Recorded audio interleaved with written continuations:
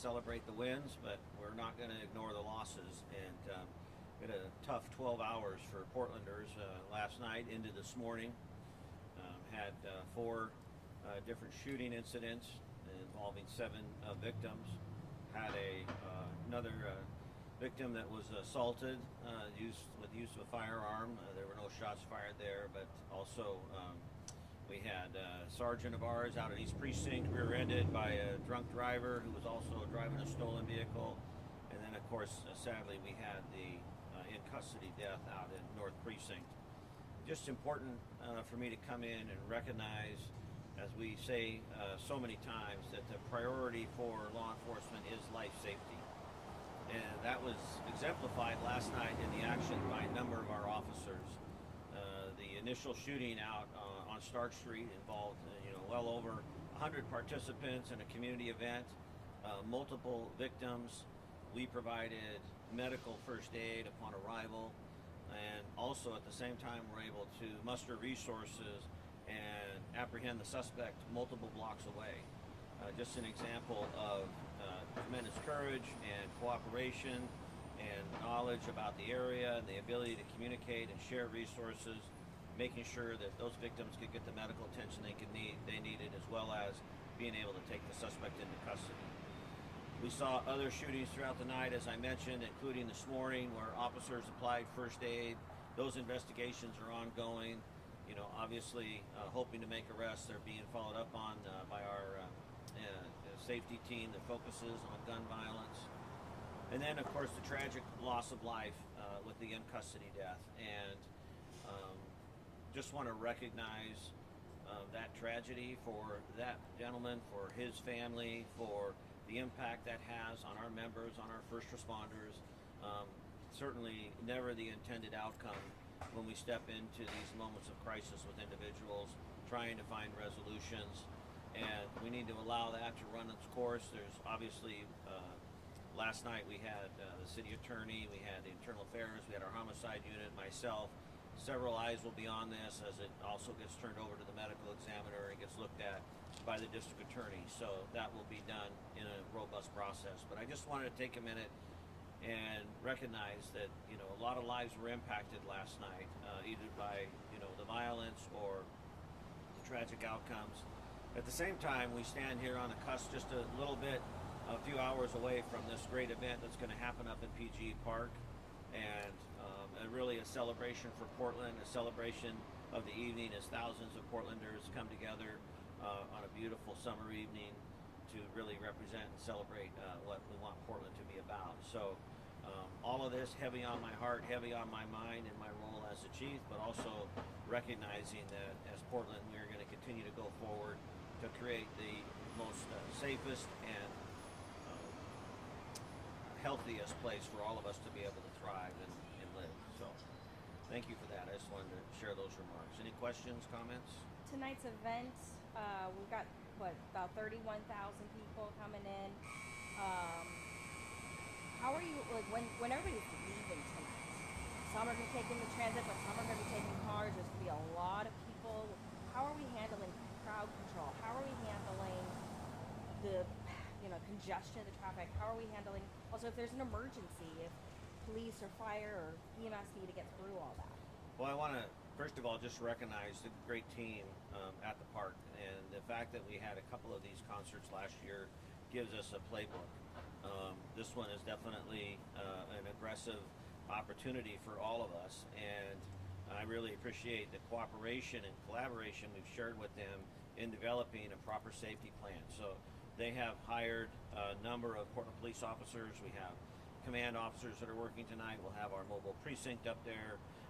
We're working closely, obviously, with PBOT around traffic, making sure that there's good, safe ingress and egress, encouraging people to use mass transit. I do know that your ticket counts as also a ride share for fare for being able to use MAX. So I feel we're well prepared, both for the safety and security plan as well as just a general movement plan. I was just up in the Stadium District prior to coming here. I was over on 23rd. I mean, the city's alive. There's a lot of people out and about, and although a little bit congested in a good way. What about after the show? It looks like it gets out maybe around 11:30. You never really know when but it's also people live in the area and kind of. What if people linger too long and it gets too loud or gets too rowdy and people start complaining? Yeah, well, like I said, we're going to have a number of resources up there, and we're sensitive to the fact that this is still a residential community. This is the balancing act that we all share in living in a dense urban environment. Is how do we balance, the needs and desires and dreams of all Portlanders at the same time? But we will have a robust presence.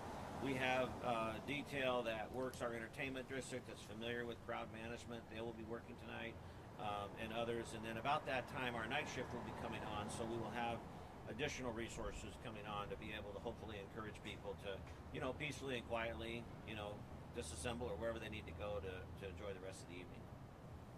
Do we know roughly how many PPB officers will be in, out, and around the station? Exactly up at the park, I'm not sure, but I know it's well into the double digits. And then we have our typical afternoon shift officers assigned to the precincts, which usually runs us around 40 or so. And then when the night shift comes on, that's probably about another 30. So roughly in that time period, we're probably looking at 60, 70 officers in addition to whatever they have assigned up at the park. Sorry, I don't mean it. No, it's take all, over. when you think about the events of the last 24 hours, is it kind of a shock? Is it disappointment? I mean, what's your feeling right now? Yeah, it's one of disappointment and sadness. Violence should never become acceptable in our city. We should never just see this as appropriate. That's why I'm standing here today with you, and because this is not what we are about. This is not where we're trying to go and what we want to do. And the real world impact of people's lives. The shooter suspect in the shooting at 148th and Stark is 16 years old. I mean, 16 years old. His life's forever changed, right? The gentleman that was shot in the face out in St. John's, I'm not a medical expert, but significant damage there and trauma.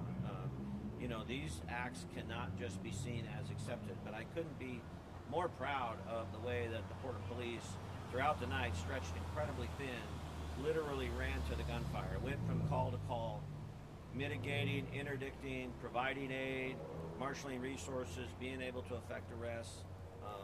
So there's a lot of mixed emotions, but primarily in my role as chief, it weighs heavy on me because I know this is not what Portland is or what Portland needs to be about. I know you don't want to get into too many specifics about the investigations of the events last night.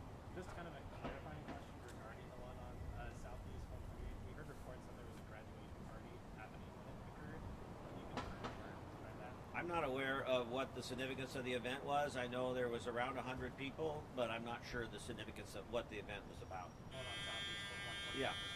Yeah. Sorry, I have another concert question. I saw a bunch of streets kind of not roped off, but closed off for traffic. Is part of the reason for that is to allow EMS or fire or first responders in general to get through more easily? Yeah, absolutely. So there's a couple of concepts around that when it comes to ingress and egress. One, we want to have space to work, right? And we know that people will congregate as close as possible just because that makes sense. You want to park as close as possible. But the reality is we need to have space to work for those emergency situations, but also creating a little bit of space allows at the beginning and the end of the show for that disbursement. It'll be open. People can cross the street freely. They don't have to worry for traffic. Allows them to get to their cars sooner. Allows mass transit to flow more freely. So that's very intentional to create a little bit of space. That means we're taking up maybe some available parking, etc. But there are intentional safety measures being done there. Chief, you had mentioned to me that you were interested in doing a walkthrough of the venue and seeing an idea. Yeah, I'll be up there this evening. I want to go up and just really better understand what are the security requirements and needs for these events. The park has signaled that they're going to be doing more of these, and I really think they're a great opportunity for the city. So later on this afternoon, I'll go up and spend a little bit of time with the team, and also working, talking to the park responsible owners up there, just to make sure that things are set for a good evening. And I'm sorry, I'm a liar. I have one more question that I promise I'll be at. You said that with the previous events from last year, you're coming in here with some knowledge.